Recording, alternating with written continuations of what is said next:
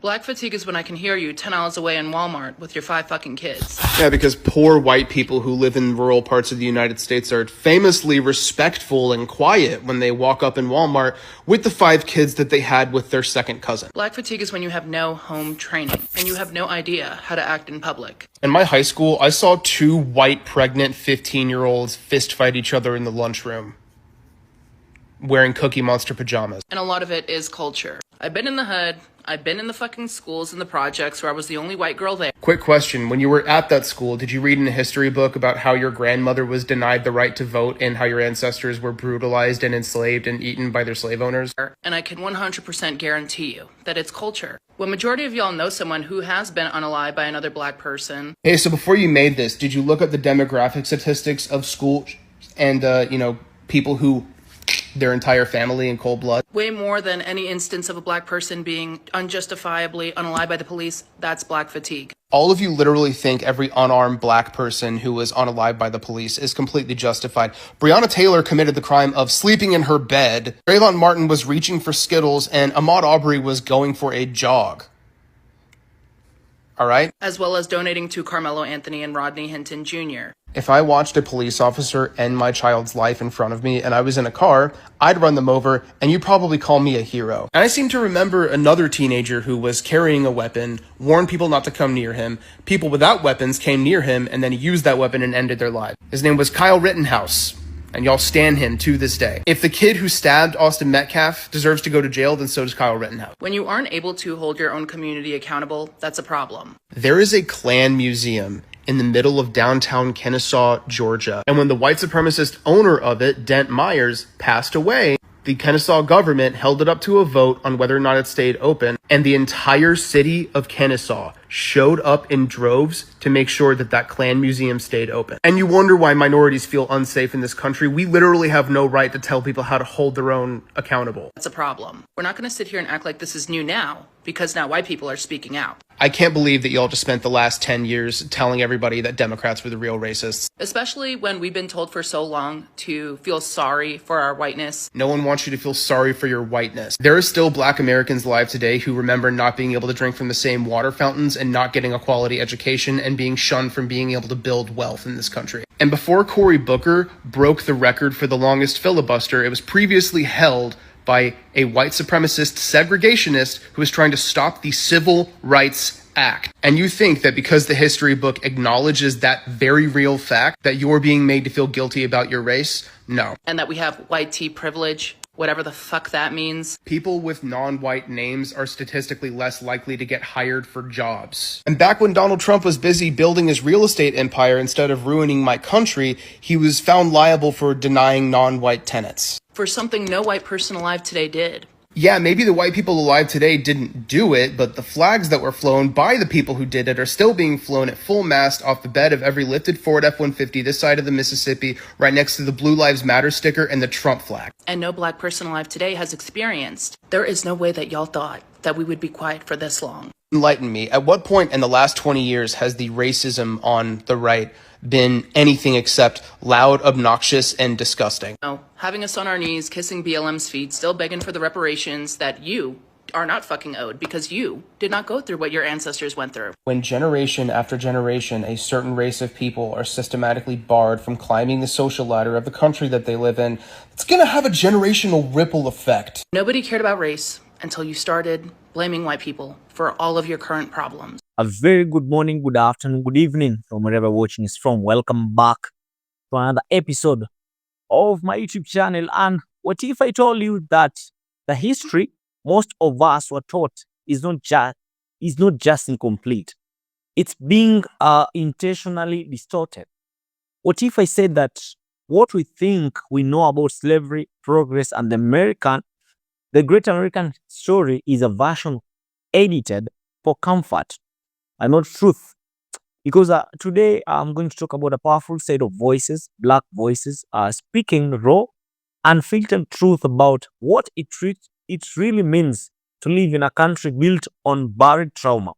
They're not just talking about slavery or Jim Crow. They're talking about the ongoing cost of lies, the emotional toll of being told to move on from the pain that's never been healed. I'm going to unpack all what historical revisionism looks like in real life, and like how history books skip over the destruction of thriving black communities like Black Wall Street, or how unique black names are mocked today without understanding they were created as a form of survival during slavery. We'll also confront how white Americans often claim not to be responsible for the past, yet still benefit from the systems that the past created. If you think this is about blame, then you need to stop. We are here to learn. This is an educational video. This is about acknowledgement. It's about hearing the truth, seeing the full picture, and realizing why so many of us are tired mentally, emotionally, and spiritually. Today, it's going to be more than just a commentary. It's going to be a confrontation that's necessary. So, if you like this, sit back, relax, and let us talk about it. I'll be back with further analysis, further statistics, and further history. Hey, White here. Racial segregation, caring that your skin is a certain color, that was us. We came up with that. That's an us thing. We're just untolerating it. And this pseudo edgelord psyop that we're calling the MAGA movement runs its course, and all of you are done having your little hissy fits because you feel just a little bit more comfortable finally being open about your racism. I hope this video and videos like these follow all of you to every job interview you ever go to. And I hope that you're in an unemployment line for the rest of your existence. Like, black people are notorious for naming their children 25-letter names that they're never going to get even pronounced right, let alone spelled right. Like, why would you do that? Over there. Do you know why they actually do that? The reason for that is because during slavery, their identities were taken away. So they had to have unique names in order to identify their offspring when they were sold from different plantations. So that came down generationally as generational trauma. Okay, well, how about now? Isn't that sort of trauma for that poor kid that's never going to have his name spelled right? Only to your standards. Like, what is... If I were that child, I wouldn't want my name misspelled all the way through or mispronounced by people. That's because people can't take the time to pronounce it correctly. Whatever. You can say supercalifragilisticexpialidocious, but you can't say Jaquan. Are you kidding me? Okay, whatever the result is, the poor child does not have his name pronounced correctly or spelled correctly. Because people do not take the time. You can take the whatever extra 2 seconds to do it, but instead you're sitting here making fun of a whole culture of people for things that they didn't have a choice on. Do you have a name that gets misspelled a lot? I sure don't. Well, Because my mom whitewashed my name. So that's racist. You want to know why some of the white community is over the black community? It's because they're racist. I saw a video the other day from Simple Black Theory, and I'm going to link his video to this one. He was debunking a video by the real Athena K. And I'm not going to link to her video. I'm tired of looking for it. She doesn't need any more of your traffic anyway because her opinions are fucking trash. But she was saying that white people are tired of being blamed for something that they didn't do themselves. And that's true. That's true. When we look at our history and we look at slavery and Jim Crow and lynchings, those aren't things that most people today have done. But, you know, black kids in the foster care system are still adopted with the goal of turning them into slaves. There are people who are still being arrested for slavery. The 13th Amendment still legalizes slavery as punishment for a crime. Let that sink in. Slavery is still legal in the United States. It shouldn't be. We should have zero tolerance to this evil and arcane practice. But getting back to white people being tired of being blamed for something that they didn't do, nobody's blaming you for the sins of your ancestors. They just want you to fucking acknowledge that it happened in all of its dirty, ugly details and then reject that inheritance outright. Because we talk about some of the most egregious things in our history books and kind of glaze over it. Slavery happened. That's usually where the conversation ends. It doesn't talk about how people were beaten near to death, withholding food, the living conditions that they were in, what their clothing was like. It doesn't talk about how their languages were stolen from them, how they were beaten for trying to speak their language, how their heads were shaved, which black hair is a big portion of their culture. It doesn't address the rapes, the pedophilia, the breeding programs. None of that. We don't talk about how slaves were rented out. Oh, my ancestors didn't have slaves. Did they rent them? Did they rent them? People who rented slaves were worse to the slaves than the people who owned them. And I said we should reject that heritage outright. That includes any of the words and terminology that our ancestors used to talk about black people. So I don't understand why there's so many people who say that they're for equality, treating everybody equally. Why you are so hell-bent on being able to use racial slurs. If you say you're a good person, why the fuck do you want to say those things? It just brings us back to the original question. You're in the wrong line. Go wait your turn with them. I'm not American. I'm with the British RAF. All colored sit together at the back. This is not America. There's no segregation in this country. I will go where I please and I will sit where I please. Don't make trouble, son. Once you're inside in the dark, they won't know where you're sitting, will they? That our culture creates and recreates and recreates and recreates. And just think about it, right? In order for us to be in this state where we're always in competition, stemming from this Greco-Roman European mind struct that there's not enough resources on the planet, so we're always in competition. And in order to be in competition, I need to create an enemy, even when there is none. So black folks have always been our enemy because they are the ones that understand the abundance of life. They live a village to raise a child. That is a sharing community full of love and enjoyment. And we didn't have that.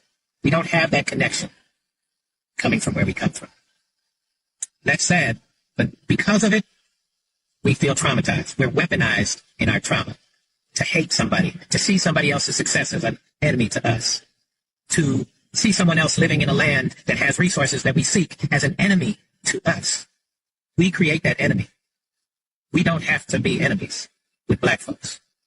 They have shown us love and are waiting to show us more love when we finally stop this mental trauma game of thinking we're in competition and they are our enemy. And we do it with brown folks, right? We do it with indigenous cultures and aboriginal cultures all over the planet.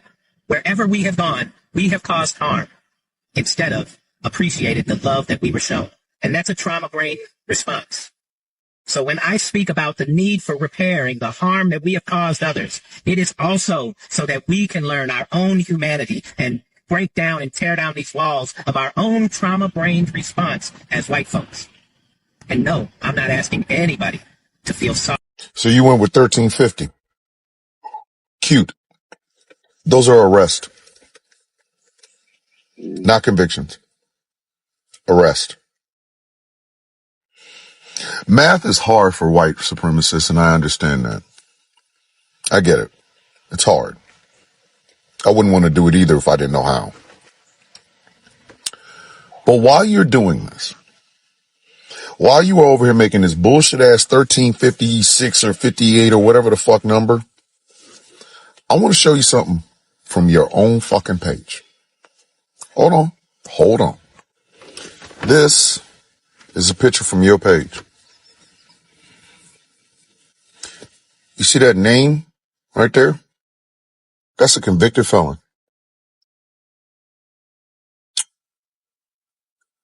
That is a convicted felon. A state in the union convicted him of crimes. That man has more felonies than I do. I'm not talking about arrests. It's about convictions. In the court of law, I have no felonies whatsoever. None. Not a one. Never been arrested for one. Never been charged for one. Never been convicted for one. Never spent time in jail for one.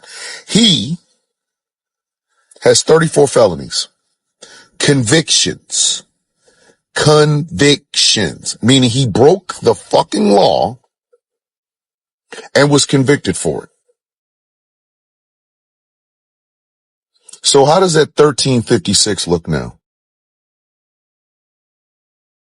How does it look now?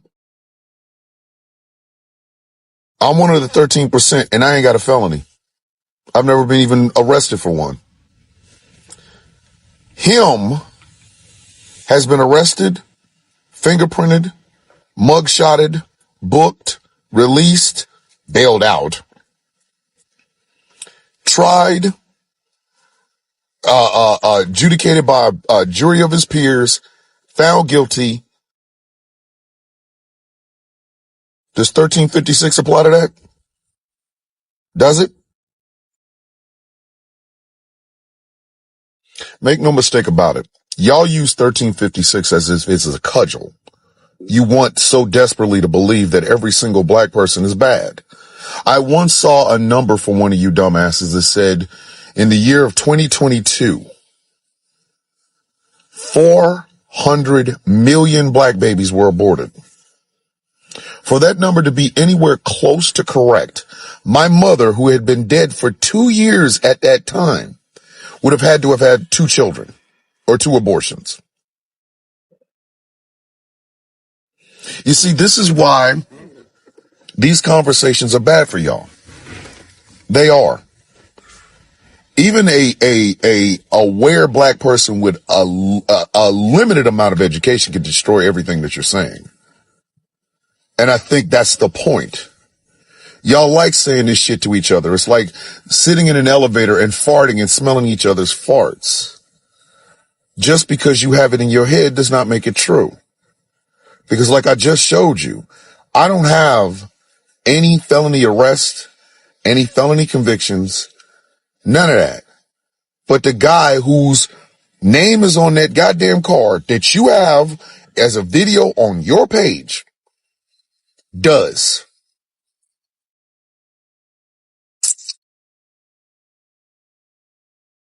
So what does that say about you? What does it say about people like you? Would you like for me to do it demographically the same way you just did, 1356? Okay. 65% of boomers have felony convictions. Since we just pulling numbers out of our ass, he is a boomer. He has felony convictions.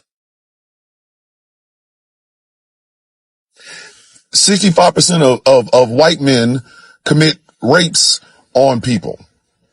He was found liable for defamation of character and grape. So should I attribute all that? Should I attribute his crimes to every boomer man or 65% of them? Should I do, I don't know, 1365? Should I do that? 95% of older white people commit crimes.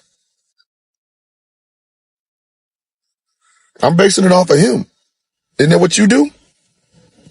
Oh, you don't like it when that happens. Then maybe you shouldn't do it. I need you to understand this. Y'all can 1356 my dick in your mouth.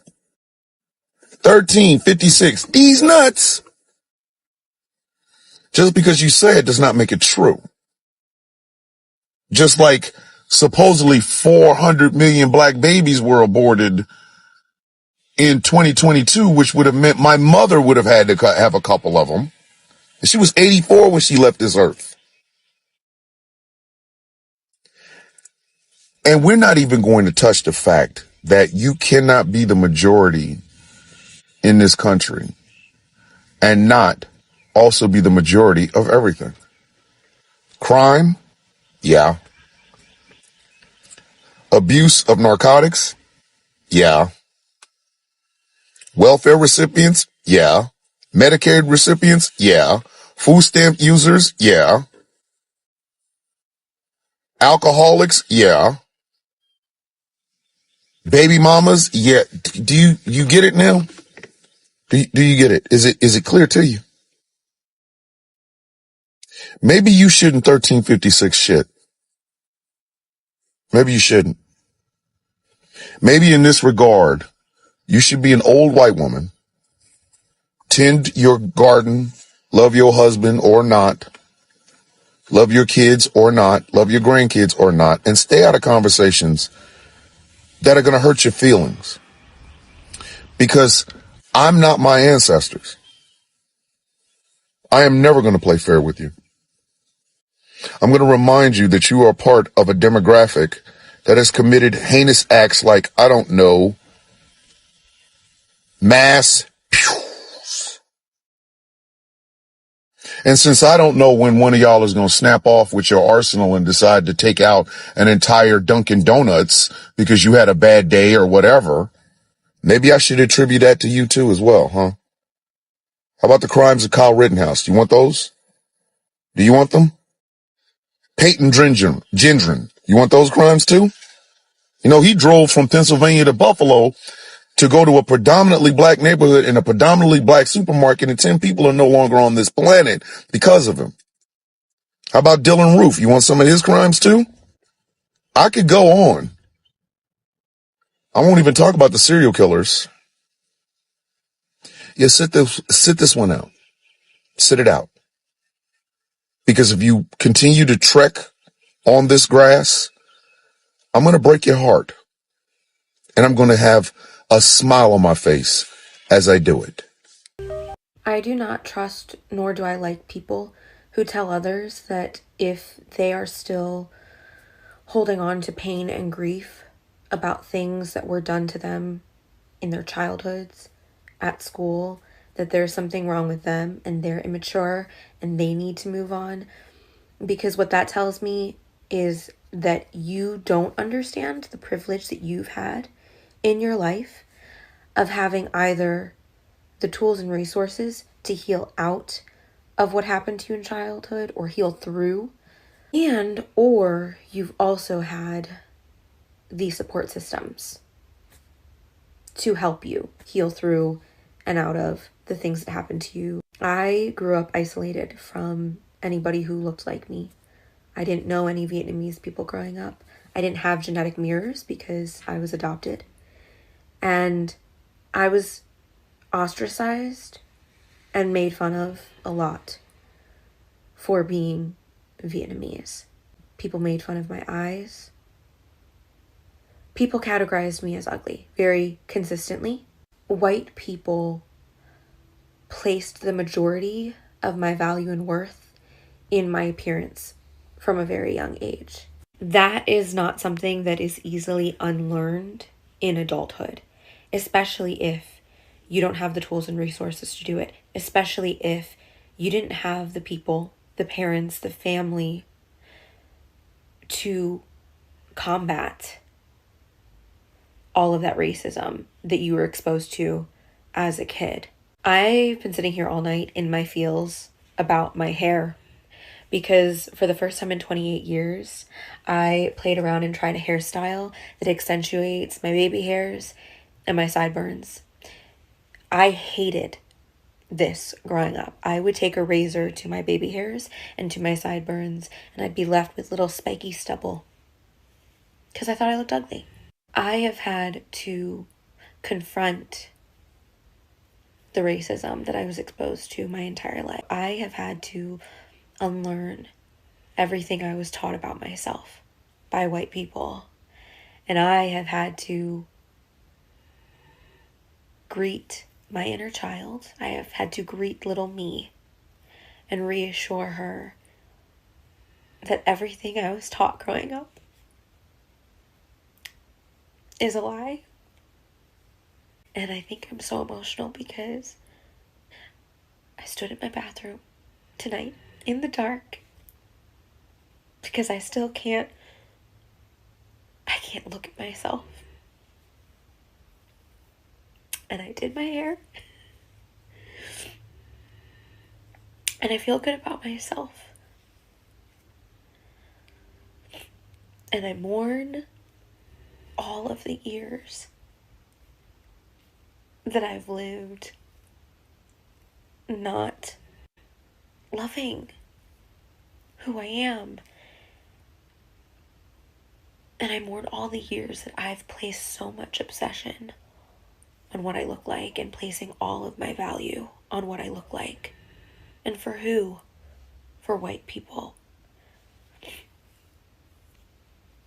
Let's get one thing straight. I am not a call-out creator, and I don't want to be. I prefer to call in and come from a place of understanding as much as possible. However, We have an even greater surplus than normal of white people that have been on this app causing a lot of harm. And I have an issue with that. I also had a bad day, so I thought to myself, I will do some light research. But everyone remembers this live, right? From a few days ago? The one where Mercedes dropped multiple black women from her panel, but allowed the white bald man, Tom from MySpace wannabe, to interject and speak at length on racism. So we could all tell Tom was problematic, right? But I think it's important to spread awareness before these people get large and platformed, before anyone puts any kind of trust in them. Another thing we're all aware of is Mercedes leading the Gays Against Groomers as recently as July of this past year. So it's interesting to me that Mercedes would be associating with a guy that perpetuates revenge porn and a blatant misogynist who looks at some creepy shit. So I have a couple things for you to watch here. Trigger warning. May cause anger. The reason this happens is because of feminism. The more that women are able to get like higher positions at jobs, and they've always wanted a man who can pay the bills, right? They've always wanted a guy who's able to, you know, be the breadwinner, all of that crap. So the higher that they get paid, more and more, now they're making a lot more money, but they still want a breadwinner. They still want somebody who makes more money than them. But women on average are making more money now. So now it leaves a big chunk of guys down towards the bottom. And so now not only are the good looking ones and the ugly ones all getting the top percentage of guys, but now there's this massive chunk of dudes just left by themselves at the bottom. There you have the incels. That's where it all went wrong. Yikes. To make matters worse, poor Tom is not only at the bottom of the totem pole of potential breadwinners for both beautiful and ugly women, but additionally clearly thought that he would have better luck over on TikTok than on the YouTube channel he has. So with his shocking 767 followers, he still hasn't figured out to make his following list private. And Tom, this is concerning. Let's look at the people you followed when you first decided to get on TikTok. So this seemed like a lot of women that were followed by tomfoolery in succession. Okay. This one concerned me a little bit more because there's a child in almost every picture. Yeah. And then this one is like typical, but like, Tom, a little out of your league. I mean, I'm not gonna lie, that's a nice booty.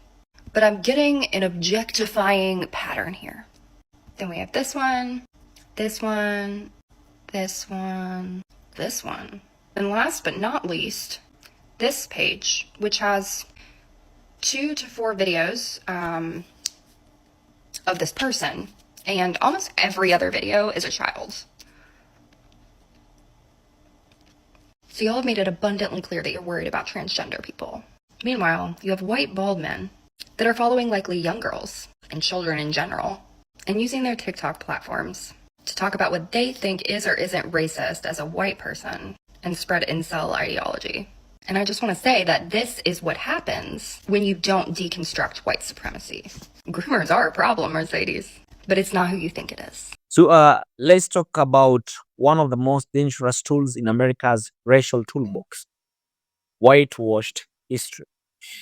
See, when people say slavery was a long time ago, what they often don't know is the ugly, violent, detailed truth of what slavery really was.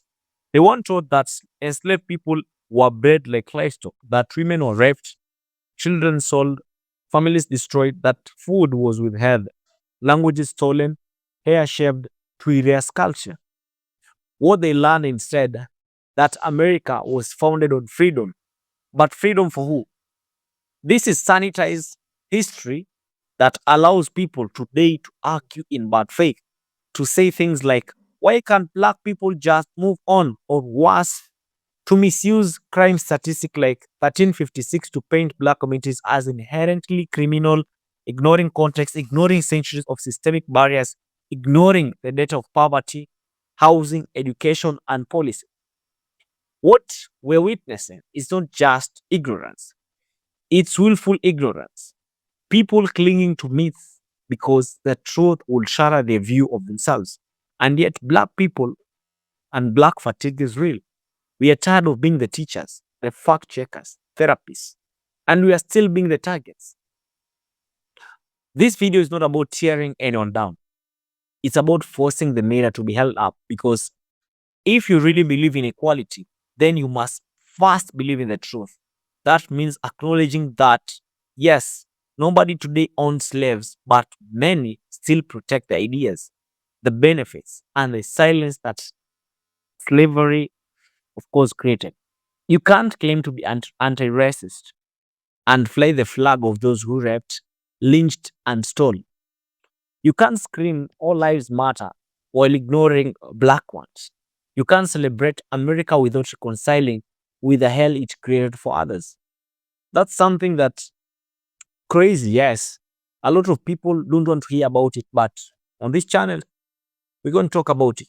So, as I wind up, I want you to listen to me very carefully because we're going to get deeper into this and understand about the real talk. So let's talk about the trauma and not just individual trauma, but generational, cultural, and ancestral. Black America didn't just wake up tired one day. That fatigue has roots. It was planted in the Middle Passage. It grew through forced labor. It was fertilized by segregation and still bears the fruits today in redlined neighborhoods, underfunded schools, biased courtrooms, and deadly police stops. Yes, you heard that right. For many black families, trauma is inherited like a surname. Some of us have grandparents who couldn't vote, who drank from colored only fountains, who were denied banknotes for being black. That legacy lives on in our homes, our credit scores, our mental health. So, what about the white trauma? So, some white Americans are deeply uncomfortable right now, not because they're being attacked, but because the stories they believed are unraveling. They've been told their identity is tied to being the good guy, the discoverer, the leader, the civilized. But history says otherwise. And reckoning with that can only cause a trauma response to defensiveness, denial, and even hostility. But here's the thing: healing starts with the truth. You can't face what you can't face. You had that right. And part of healing, especially for white folks, is acknowledging that the system built by your ancestors still benefits you, even if you didn't ask for them. Refusing to see that is like inheriting stolen property and saying, well, I didn't do the stealing, so I'm keeping it. And people are afraid of accountability, not just laws and policies, but personal responsibility. Because systemic racism is perpetuated every day by individuals' actions, hiring biases, calling the cops on someone who looks suspicious, mocking cultural names, defending racist relatives, voting to preserve monuments that glorify hate. And yes, being silent is also a choice. When you say nothing, you are saying something. You are saying this system is fine the way is it. Yeah, I mean the way it is. The sources that we've reacted today remind us that the fight is not just on the streets. It is in our schools, our homes, our workplaces, our social media feeds. It is in the courage to have the uncomfortable conversations, to challenge the racist joke, to teach your children the real history, not the bedtime story version. America doesn't need more blind patriotism. It needs honest love, the kind of love that demands truth, justice, and change. So here's the challenge. Are you ready for the challenge? If you're white, ask yourself, what version of history were you taught? Have you ever questioned it? And more importantly, are you willing to? And if you're black, this is a moment of affirmation, of course. Your pain your pain is real. Your fatigue is justified. Your history didn't start with slavery. It started with brilliance, kingdom's culture. Let no one whitewash that truth. This channel will keep on speaking about the truth, not because it's easy, but because it's overused. And if you're here for the truth, kindly hit that like, drop a comment, tell me what you think, and share this video with someone whom you think still thinks racism ended in the 60s. And because we're not just reacting, we are reclaiming. I hope to see you in the next video. Peace out.